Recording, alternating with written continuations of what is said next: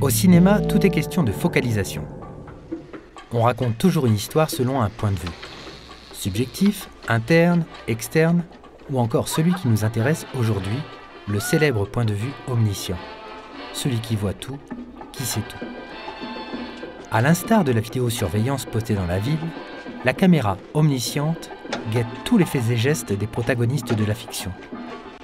Parfois, elle observe l'action d'un air supérieur, en plongée, voyant tous les petits travers de chacun, guettant les drames ou les tragédies à venir. Rien n'échappe à l'œil panoptique de Dieu.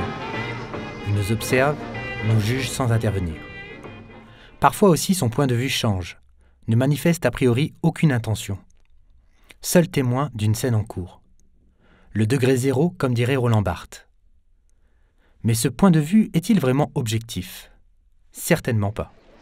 Quand il écrit son scénario, ou qu'il arrive sur un plateau de tournage, le metteur en scène se pose toujours cette question de point de vue.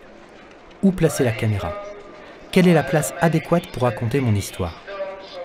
Quand il choisit le point de vue zéro, le point de vue omniscient, c'est pour une raison précise. Il s'imagine tout dire au spectateur. D'un seul coup, le spectateur devient son complice. Lui aussi en sait plus sur les personnages, en sait plus sur l'avancée de l'histoire.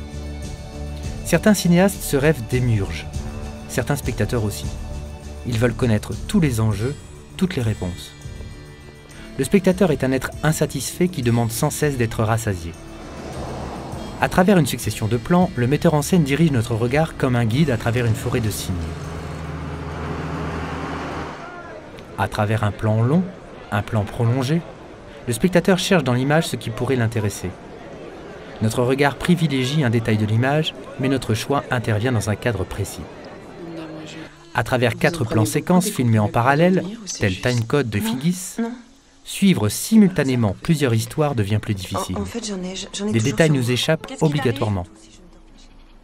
Voilà les limites de notre perception.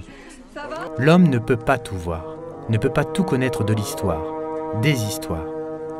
La vie s'agite aussi hors cadre.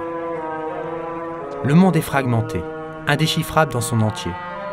Nous ne voyons que des fragments du monde et nous imaginons sa globalité comme une vérité. Mais en réalité, nous ne voyons que les ruines incomplètes d'un monde qui est déjà passé. L'homme désire associer son regard à l'œil de Dieu, à celui qui voit tout et qui sait tout. Que pourrait-il faire de toutes ces images? Il n'arriverait jamais à déchiffrer cette somme de signes. Ne pas tout savoir de l'histoire fait parfois partie de la beauté d'un film. Manuel de Oliveira expliquait pourquoi il croyait au cinéma, ce qu'il aimait au cinéma. Une saturation de signes magnifiques qui baignent dans la lumière de leur absence d'explication.